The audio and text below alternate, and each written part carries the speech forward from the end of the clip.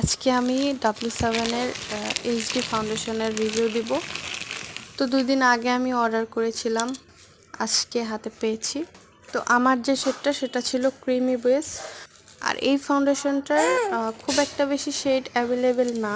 আর আমাদের সবারই উচিত আমাদের মুখের যে কালারটা, স্কিনের কালারটা, সেটার চেয়ে 2 শেড ব্রাইট নেওয়ার। কারণ হচ্ছে ফাউন্ডেশন অক্সিডাইজ হওয়ার পরে আমাদের মেকআপ অনেক বেশি কেকি লাগে, কালো লাগে। তো আমরা মনে করি যে কেন কালো লাগে, কালো লাগার কারণটাই হচ্ছে এটা। তো আমার স্কিনের সাথে আমি যে শেডটা নিয়েছি সেটা 2 শেড লাইট। তো এটা অক্সিডাইজ হওয়ার পরে আমার শেডের সাথে অনেক বেশি মানাবে। তো যাই হোক, ভালো লাগছে, প্যাকেজিং সুন্দর ছিল।